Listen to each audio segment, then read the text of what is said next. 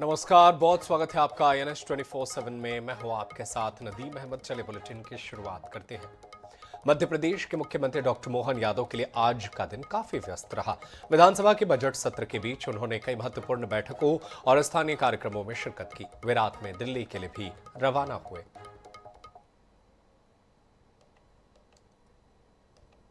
गुरुवार को विधानसभा सत्र की कार्यवाही में मुख्यमंत्री डॉक्टर मोहन यादव शामिल हुए। शाम में बजट सत्र की रणनीतियों और आगामी योजनाओं पर चर्चा के लिए उन्होंने भाजपा विधायक दल की बैठक की अध्यक्षता की। सीएम हाउस में ये बैठक हुई।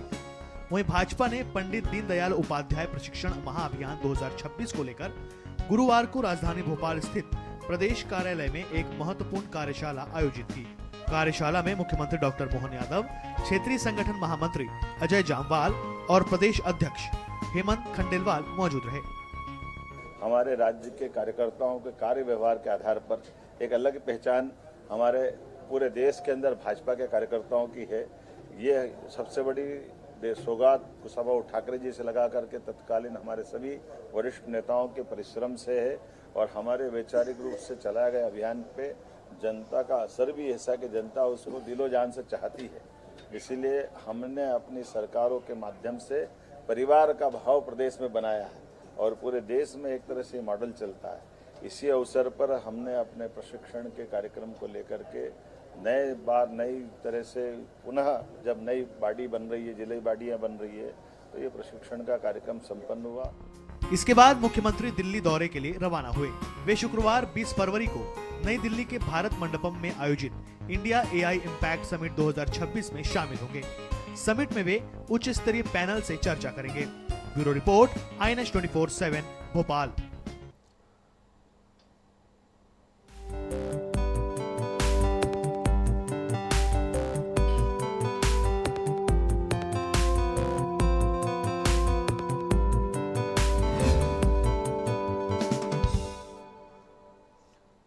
बलरामपुर जिले के प्रतापपुर विधायक शकुंतला पोर्ते की जाति मामले में गुरुवार को जिला स्तरीय सत्यापन समिति के सामने 5वीं सुनवाई हुई। बता दें कि विधायक शकुंतला की ओर से जिला स्तरीय सत्यापन समिति में सुनवाई के अधिकार के संबंध में लगाई गई आपत्ति को सत्यापन समिति ने खारिज कर दिया। मामले में अगली सुनवाई 17 मार्च को होगी। विधायक शकुंतला के अधिवक्ताओं का कहना है कि आदिवासी समाज से लगाई गई याचिका विधायक के जाति प्रमाण पत्र से संबंधित न होकर विधायक खत्म करने को लेकर है।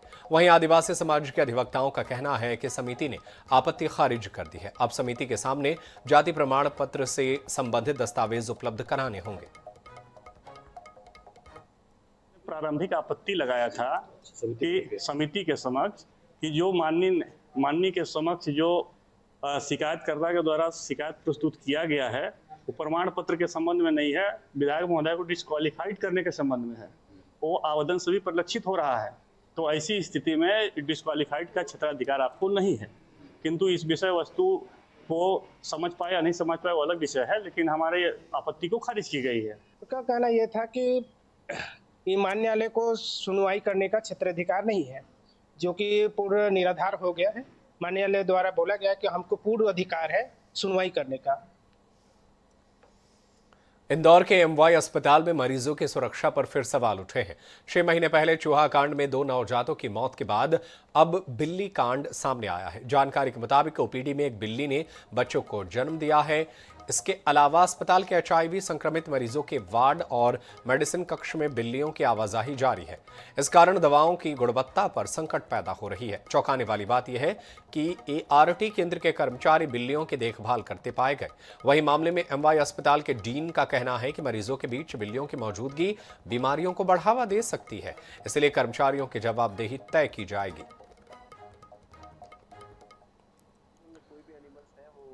रेबीज का कारक हो सकता है और हॉस्पिटल्स में कोई भी डॉग्स या कैट्स हैं उनको परमिशन नहीं है।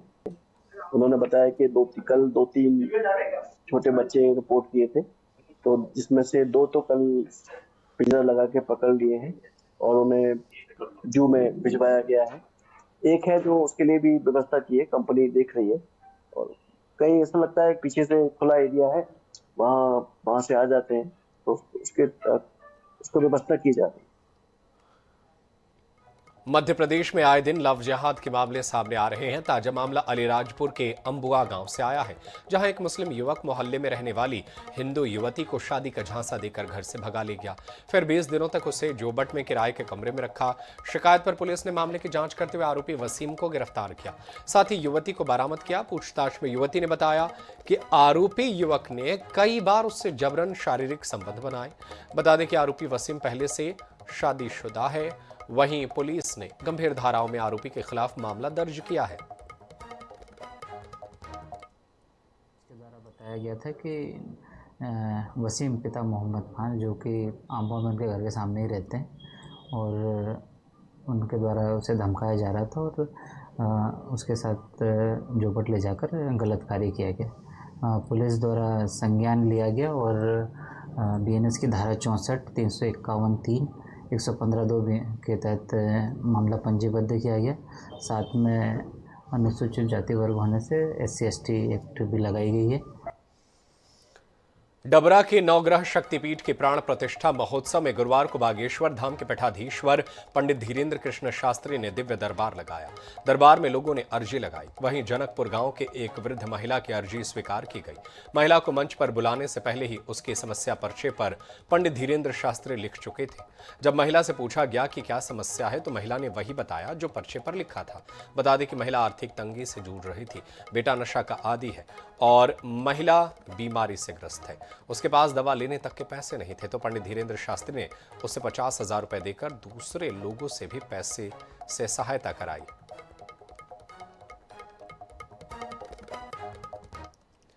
ग्वालियर से भगवान श्री राम के 51 फीट ऊंची मूर्ति आखिरकार रायपुर के चंदखुरी रवाना हो गई। मूर्ति के निर्माण में 72 लाख रुपए की लागत आई है और इसे 14 मिनट स्टोन से आकार दिया गया है। पहले ठेकेदार और मूर्तिकार के बीच भुगतान विवाद के कारण मूर्ति की रवानगी अटक गई थी, लेकिन अब विवाद सुलझाने के बाद इसे ट्रॉला में क्रेन की मदद से सुरक्षित रखा गया। मूर्ति की चौड़ाई 17 फुट और मुख्य मूर्ति की ऊंचाई 35 फुट है। यह मूर्ति पूर्व मुख्यमंत्री भूपेश बघेल सरकार के कार्यकाल में स्थापित राम जी की मूर्ति को हटाकर उसी स्थान पर लगाई जाएगी। मूर्ति की रवानगी को लेकर श्रद्धालुओं में खासा उत्साह है। पिछले काफ़ी बीच में विवाद रहा पेमेंट को लेके, जो वहाँ की ठेकेदार जी थे उनकी तरफ से पेमेंट नहीं दिया गया था, इसलिए ये मूर्ति अटक रही थी, जाना है नहीं जाना है। पर अब क्लियर हो गया, ये मूर्ति रायपुर के लिए जा रही है, आज रवाना हो जाएगी। ये मूर्ति ये करीबन 51 फुट की राम जी की वनवासी रूप में मूर्ति बनाई गई है, जो ग्वालियर मिंट स्टोन से करीब इस पर 72 लाख रुपए का खर्चा आया और 20 से 25 शिल्पकारों ने तैयार किया है इस मूर्ति को। रायपुर की सिविल लाइन पुलिस ने नरेश मनहर नाम के ठग को गिरफ्तार किया है, जो अब तक 52 लोगों से 2.5 करोड़ रुपए से ज्यादा ठग चुका है। वह फर्जी MBBS डिग्री बनवाकर लोगों को बेचता था। बेरोजगारों को पोस्ट मास्टर और डाकिया की नौकरी दिलाने का झांसा देकर ठगी करता था। नरेश खुद केवल 10वीं तक पढ़ा है, लेकिन लोगों को मनचाहे डिग्री बांटता था। उसने कई लोगों को फर्जी नियुक्ति पत्र भी दिए थे। वहीं पुलिस ने नरेश के 3 और साथियों को भी गिरफ्तार किया है। डॉक्टर नरेश मनहर नाम का व्यक्ति लोगों से नौकरी लगाने के नाम पर पैसा ले रहा है, और जब इसकी जांच की गई तो पता चला कि ये ना सिर्फ नौकरी लगाने के नाम पे पैसा लेता है, जबकि फर्जी MBBS की डिग्रियां बांटने के लिए भी लोगों से पैसे लेता है। जब समय आता है, जब नियुक्ति देनी होती है, तो ये फर्जी नियुक्ति प्रमाण पत्र या नियुक्ति का पत्र भी इनके पास भेजता है। तो इस तरह से टोटल इसने 2 करोड़ से ऊपर की धोखाधड़ी की है लोगों के साथ। टोटल अभी तक की जांच में 52 लोग ऐसे हैं जिनके साथ ठगी की जा चुकी है। ग्वालियर में भारतीय वायुसेना के रिटायर्ड अधिकारी के साथ ठगी का मामला सामने आया है। पेंशन के लिए लाइफ सर्टिफिकेट के रील देखने की दौरान झांसा देकर डिजिटल ठगों ने बुजुर्ग से 9,87,000 रुपए ठग लिए। मामला गोला का मंदिर थाना क्षेत्र के कालपी ब्रिज कॉलोनी का है, जहां रहने वाले 79 साल के घनश्याम दत्त भारतीय वायुसेना के रिटायर्ड अधिकारी हैं। वे अपने मोबाइल पर लाइफ सर्टिफिकेट बनवाने से जुड़े फेसबुक पर रील देख रहे थे। इसी दौरान उनके पास अनजान नंबर से कॉल आया, जो खुद को स्टेट बैंक ऑफ इंडिया का कर्मचारी बताया और कहा कि बैंक ने उनका लाइफ सर्टिफिकेट बनाने में मदद करने को कहा है। उसके बाद पीड़ित ठगों के जाल में फंस गया। ठगों की बातों पर भरोसा कर बुजुर्ग ने अपना ATM का पिन कोड और जरूरी जानकारी दी। बता दें कि कुछ देर में ठगों ने उनके खाते से सारे पैसे निकाल लिए। व्यापारी हैं जो कि बिहार के रहने वाले हैं, परंतु उनका एक घर ग्वालियर में भी है। इसी कारणवश उनकी एफआईआर गोली के मंदिर में रजिस्टर हुई है। उनके साथ लगभग 9 लाख का फ्रॉड हुआ है, जिसमें उन्होंने एक एपी के फाइल अपने फ़ोन में डाउनलोड कर ली थी, जिसके कारण उनके पैसे निकल गए। तो इसीलिए सभी से अनुरोध है कि कोई भी अज्ञात फाइल, चाहे वो एपी के फाइल हो या किसी और प्रकार की फाइल हो, डाउनलोड ना करें। उज्जैन जिले में बेमौसम बारिश और ओलावृष्टि ने किसानों पर कहर बरपाया है। नागदा, खाचरोद, उन्हेल तहसील में देर रात हुई बारिश और ओलावृष्टि से खेतों में काफी नुकसान देखा गया। बुधवार देर रात अचानक मौसम बदला और तेज बारिश के साथ ही ओलावृष्टि होने लगी। फिलहाल नुकसान को लेकर किसान चिंतित हैं। जिला प्रशासन का घेराव कर किसानों ने मुआवजे की मांग की। बता दें कि बारिश से गेहूं, लहसुन, आलू, प्याज, चने की फसल प्रभावित हुई है। वहीं मौसम के बदलाव से लोगों के जीवन पर भी असर पड़ा है। प्रभावित किसानों ने प्रशासन से बीमा और राहत राशि की मांग की है।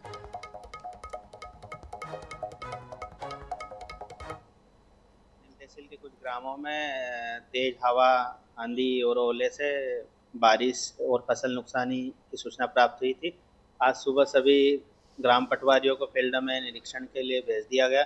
मैं स्वयं भी एवं जनप्रतिनिधियों के माध्यम से सुबह से खेतों का निरीक्षण किया गया। तो जो गेहूं की फसल है वो अधिक वर्षा और ओले से तिरछी हो गई है। 18 तारीख को रात को 9-10 बजे इतनी बारिश हुई और इतनी ओलावृष्टि हुई कि जानवर भी मरे हैं और हमारा 100% गेहूं का नुकसान हुआ है। हमारी ये फसल खराब हो गई है पानी की वजह से। इसके कारण हम आए, एकत्रित हुए सब गांव वाले और शासन प्रशासन सुने हमारी। भैया हमारे खेत में रात के 9:30-10 बजे के बीच में पानी आया और ओले गिरे हैं और काफी सारा नुकसान, करीब 80-90% नुकसान हुआ है।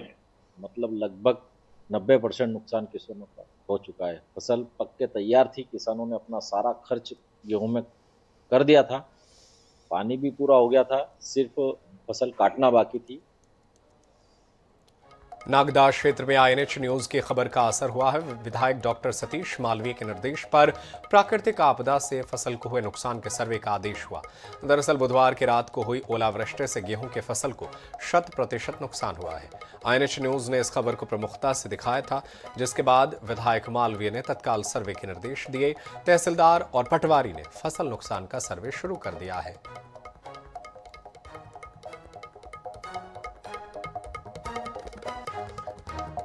तो नागदा में खबर का असर हुआ है। INS 24/7 ने इस खबर को प्रमुखता से दिखाया था। दरअसल किसानों की फसल पूरी तरीके से बर्बाद हो गई है और प्राकृतिक आपदा ने इस फसल को बर्बाद किया। और जब INS 24/7 ने इस खबर को प्रमुखता से दिखाया तो अब विधायक ने इस पूरे मामले में एक्शन लिया और सर्वे का आदेश दिया है।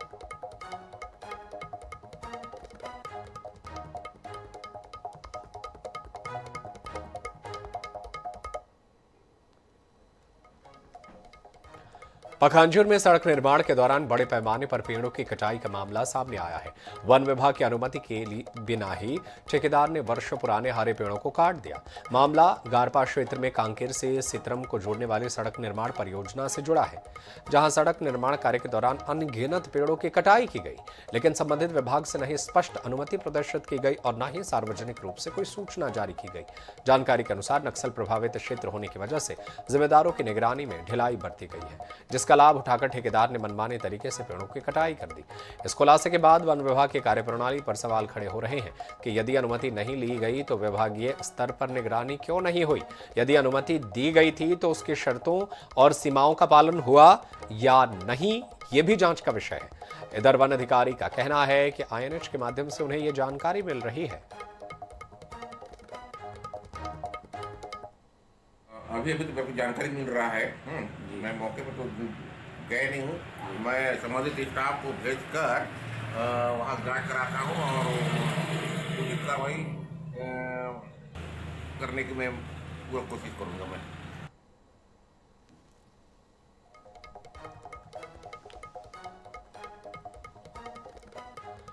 इंदौर में RSS पर आधारित फिल्म शतक को लेकर महापौर पुष्यमित्र भार्गव को बड़ा बयान सामने आया है। उन्होंने कहा कि ये 100 वर्ष भारत और आध्यात्मिक और सांस्कृतिक रूप से सशक्त बनाने के रहे हैं और राष्ट्र निर्माण में राष्ट्रीय स्वयंसेवक संघ की भूमिका को यह फिल्म प्रदर्शित करती है। महापौर ने कहा कि यदि इस फिल्म को टैक्स फ्री किया जाता है तो ज्यादा से ज्यादा लोग इसे देख पाएंगे। उन्होंने बताया कि वे नगर निगम की पूरी MIC के साथ मिलकर इस फिल्म को देखने जाएंगे।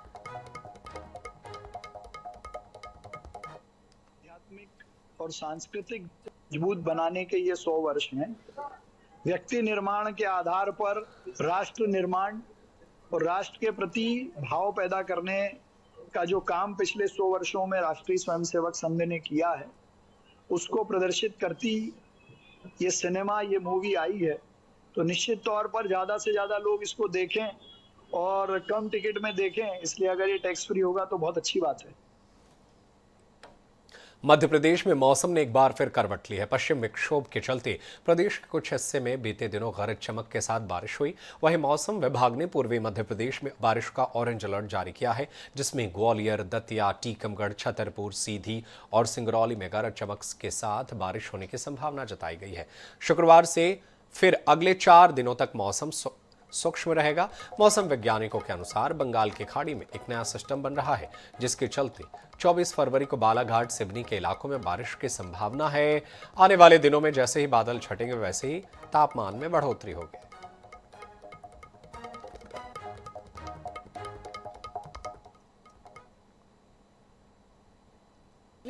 लास्ट 24 आवर्स में देखा गया तो एक पश्चिमी विक्षोभ सक्रिय था, तो वो अभी हमारे रीजन से पास हुआ, अभी ईस्टर्न साइड में चल रही है। तो उसकी वजह से कल west and north west and north MP में कल बारिश और थंडरस्टॉर्म दर्ज किए थे। भोपाल में भी इसका असर आए थे, यहाँ पे भी हल्के से बारिश 1.6 मिलीमीटर दर्ज किए थे।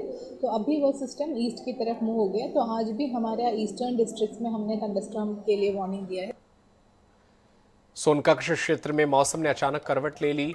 तेज हवा, आंधी और बारिश ने किसानों की कमर तोड़ दी है। गेहूं की खड़ी फसल को भारी नुकसान पहुंचा है। सोनकक्ष क्षेत्र में गुरुवार सुबह 8 बजे जब किसान अपने खेतों पर पहुंचे तो खड़ी गेहूं की फसल पूरी तरह से बिछी हुई नजर आई। तेज हवाओं के कारण फसल जमीन पर गिर गई। किसानों का कहना है कि फसल कटाई के लिए तैयार थी, लेकिन अचानक बदले मौसम ने उनके महीनों की मेहनत पर पानी फेर दिया।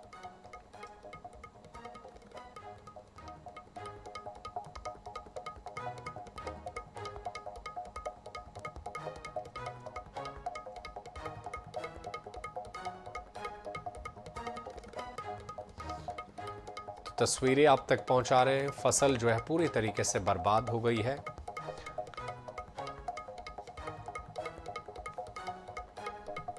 किसानों की फसलें इस तरीके से बर्बाद हो गई हैं। अलग अलग इलाकों से ऐसी तस्वीरें निकलकर सामने आ रही है। दरअसल अचानक मौसम बदलने की वजह से फसलों पर इसका खासा प्रभाव पड़ रहा है। गेहूं की खड़ी फसल को भारी नुकसान हुआ है। सोनकक्ष की ये तस्वीरें, कटाई के लिए फसल तैयार थी, लेकिन महीनों की मेहनत पर अचानक से पानी फिर गया। किसानों के लिए बारिश आफत बन रही है।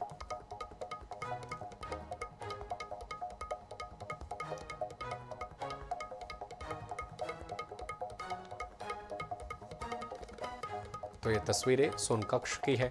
किसानों के लिए बारिश इन दिनों आफत बन रही है। गेहूं की खड़ी फसल को पूरी तरीके से बारिश ने बर्बाद कर दिया। अब किसान जो है ये उम्मीद कर रहे हैं कि सरकार जो है इस पूरे मामले पर कार्रवाई करे और सर्वे कराकर किसानों को उचित मुआवजा दिया जाए।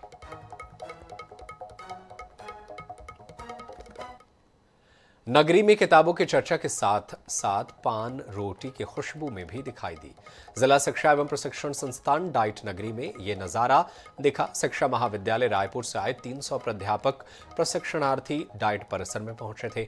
शैक्षणिक गतिविधियों और नवाचारों पर गंभीर चर्चा के बीच पारंपरिक व्यंजन पान रोटी संवाद का केंद्र बन गई। इसे केवल परोसा नहीं गया, सिखाया और महसूस कराया गया। शिक्षिका रंजीता साहू ने प्रशिक्षणार्थी अध्यापक अध्यापिकाओं को पान रोटी बनाने की व्यवहारिक विधि सिखाई। वहीं अतिथियों को पान रोटी परोसी गई। तुमनचंद साहू और रंजीता साहू ने यह पहल की। तुमनचंद ने बताया कि पान रोटी केवल स्वाद का विषय नहीं है, यह ग्रामीण क्षेत्रों में स्वरोजगार का माध्यम बन सकती है। वहीं सांस्कृतिक विरासत को जीवित रखने का सशक्त तरीका भी है।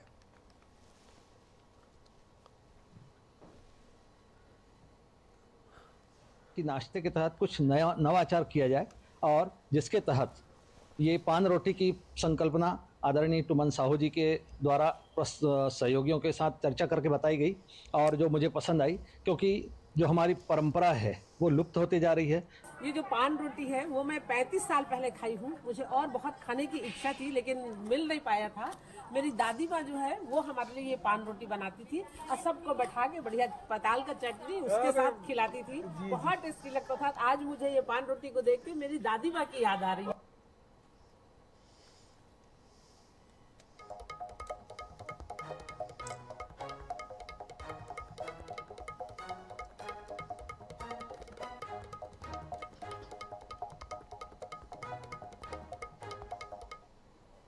और फिलहाल इस बुलेटिन में इतना ही। खबरें जारी है, आप देखते रहे INS 24/7। धन्यवाद।